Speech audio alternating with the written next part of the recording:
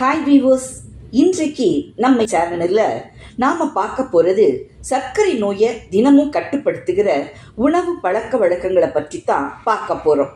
எனக்கு ரொம்ப ஒரு ஆச்சரியமான விஷயம் என்னன்னு கேட்டிங்கன்னா, 80களில் இருந்து 90 வரைக்கும் இப்படிப்பட்ட ஒரு சர்க்கரை நோயின்னு ஒன்று இருந்ததுன்னே தெரியலைங்க.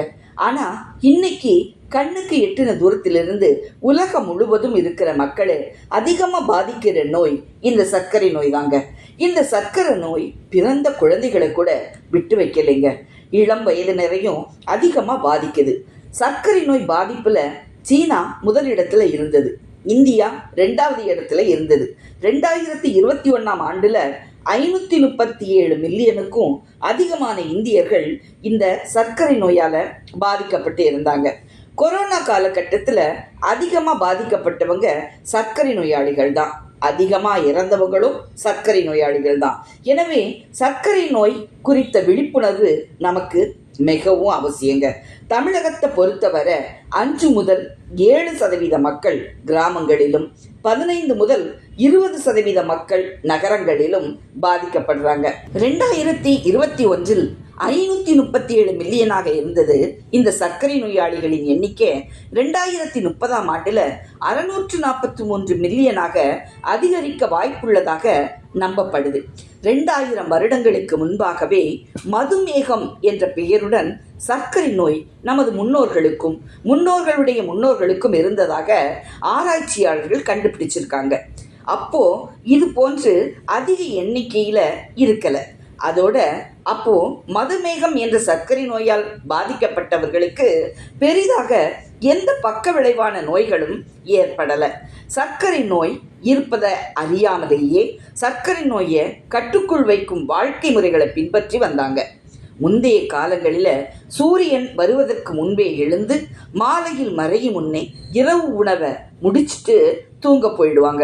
அதனால உடல் தன்னைத்தானே சரி செய்து கொள்ளும், ஓய்வு எடுக்கும். இதனால் வளர்சிதை மாற்ற குறைபாடுகள் இன்றி, மன அழுத்தம் இன்றி ஆரோக்கியமாக 100 வயது வரை கூட வாழ்ந்துட்டு வந்தாங்க. இன்னைக்கு செல்போன், டிவி, லேப்டாப் மற்றும் என்டர்டெயின்மெண்ட் எல்லாம் நம்ம வாழ்க்கையில பெரும் பகுதியை எடுத்துக்கிறதுனால தூக்கம் குறைஞ்சு போச்சுங்க.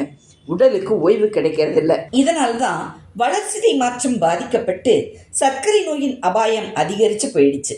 இது மட்டும் இல்லைங்க, இரத்த அழுத்தம், இதய கோளாறுகள், வயிற்று கோளாறுகள்னு ஒன்றை தொட்டு ஒன்று நோய்கள் தொடர்ந்து வந்துக்கிட்டே இருக்குதுங்க. அன்றைக்கு ஆண்கள் கடினமாக உழைச்சாங்க. பெண்கள் காட்டு வேலை, வீட்டு வேலைன்னு எல்லாவற்றையும் தாங்களே செஞ்சாங்க. இதனால உடல் பருமனோ வியாதியோ அவங்கள அதிகமாக அணுகினதில்லை. இப்போ எல்லாமே இயந்திரமயமாக மாறிடுச்சு. அதனாலதான் நமக்கு இன்றைய காலகட்டத்தில் உடற்பயிற்சி அதிகமாக தேவைப்படுது. உடற்பயிற்சி தொடர்ந்து செய்யறதுனால நம்முடைய உடலில் இன்சுலின் அதிகமாக சுரக்குது. அதோட அதிகமாக பசி எடுக்கிறதையும் கட்டுப்படுத்துது. சர்க்கரை நோயாளிகளாக இருந்தாலும் சரி, நோயே இல்லைங்கன்னு சொல்றவங்களா இருந்தாலும் சரி, தயவு செய்து தினமும் நடைப்பயிற்சி, உடற்பயிற்சி, ஓடுதல், ஆடுதல் இப்படி ஏதாவது ஒன்றை தினமும் தொடர்ந்து செய்யுங்க. உங்க உடல் ஆரோக்கியமா இருக்கும். பளபளப்பான அரிசி, எண்ணெய் உணவுகள், துரித உணவுகள், பதப்படுத்தப்பட்ட உணவுகள், சர்க்கரை இவைகளை அறவே தவிர்த்திடுங்க. அதிக அளவு சர்க்கரை நோயால் பாதிக்கப்பட்டவர்கள் குணமாக இவர்களுடைய வாழ்க்கை முறையில், உணவு முறையில் மாற்றங்கள் செய்வதன் மூலம் ஓரளவு குணமாக்க முடியுங்க. முழுமையாக குணப்படுத்துவது அப்படிங்கிறது கடினம்தான். இருந்தாலும் ரத்தத்துல சர்க்கரையின் அளவை கட்டுக்குள்ள வச்சு நோய் முற்றுவதை தடுக்கலாங்க. உணவு முறையில் மாற்றம், உடற்பயிற்சி, மருந்துகள் இவைகளை முறையாக செய்வதன் மூலம் சர்க்கரை நோயை குறைக்கலாம். சர்க்கரை நோயாளிகள் தவிர்க்க வேண்டியவைகள்: சர்க்கரை, சாக்லேட், கேக், சோடா மற்றும் கார்பனேற்றப்பட்ட பானங்கள். இவை இரத்தத்துல சர்க்கரை அளவை வேகமா அதிகரிக்குங்க. மதுபானம், மது அருந்துறத தவிர்த்திடணுங்க, அல்லது கண்டிப்பா குறைச்சிக்கணும்.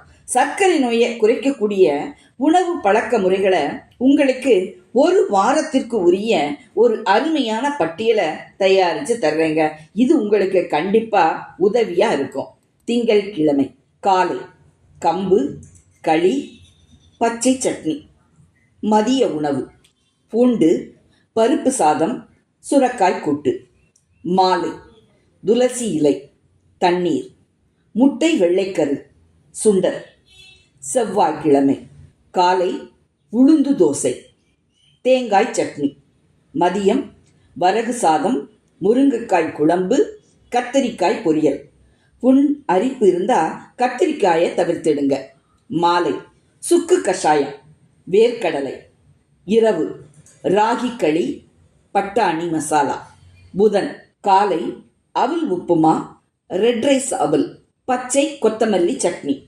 மதியம்: பனிவேர் சாதம், முருங்கைக்கீரை பொரியல், பூசணிக்காய் கூட்டு. மாலை: இஞ்சி டீ, நாட்டுப்பழம். இரவு: சாமை உப்புமா, தேங்காய் சட்னி. வியாழன் காலை: தினை தோசை, மிளகாய் தேங்காய் சட்னி. மதியம்: கம்பு சாதம், முள்ளங்கி பருப்பு குழம்பு, வெண்டைக்காய் பொரியல். மாலை: வெந்தய நீர், தினை முறுக்கு, புரோட்டீன் ஸ்நாக்ஸ். இரவு: தானிய பருப்பு வகை அடை, தயிர். வெள்ளி காலை: ராகி ரொட்டி, முளைக்கட்டிய பயிறு. மதியம்: சாமை சாதம், பரங்கிக்காய் சாம்பார், பீர்க்கங்காய் பொரியல். மாலை: பச்சை பயிறு, முளைக்கட்டியது, இஞ்சி டீ.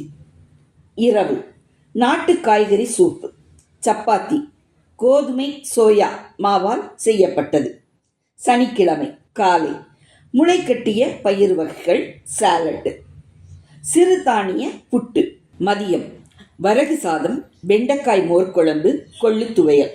மாலை: வெந்தய கஞ்சி, 4 எண்ணிக்கை பிஸ்தா. இரவு: பாசிப்பருப்பு கஞ்சி, பூசணிக்காய் கூட்டு. ஞாயிறு காலை: கம்பு இடியாப்பம், வெஜிடபிள் கறி. மதியம்: ரேஷன் அரிசி சாதம், பருப்பு ரசம், சுரைக்காய் பொரியல். மாலை: பச்சை துளசி தேநீர், பாதாம் சிறிதெண்ணிக்கை. இரவு: சாமை அவல் சோறு, தயிர், முட்டைக்கோசு பொரியல். இது தவிர தினமும் உங்கள் உணவில் பூண்டை அதிகமாக சேர்த்துக்கங்க. இப்போ இதை மாதிரி உங்களுடைய உணவு பழக்க வழக்கங்களை கடைபிடிச்சிட்டு வந்தீங்கன்னா உங்களுடைய சர்க்கரை அளவு எப்பவும் கட்டுப்பாட்டுக்குள்ளேயே இருக்குங்க. இந்த டிப்ஸ் எல்லாம் உங்களுக்கு பிடிச்சிருந்தா சேனலை சப்ஸ்கிரைப் பண்ணுங்க, லைக் பண்ணுங்க, அப்படியே பெல் ஐக்கான் பட்டனை கிளிக் பண்ணுங்க, கமெண்ட் செக்ஷனில் போய் ஒரு கமெண்ட்டை போடுங்க. தேங்க்யூ, பாய்.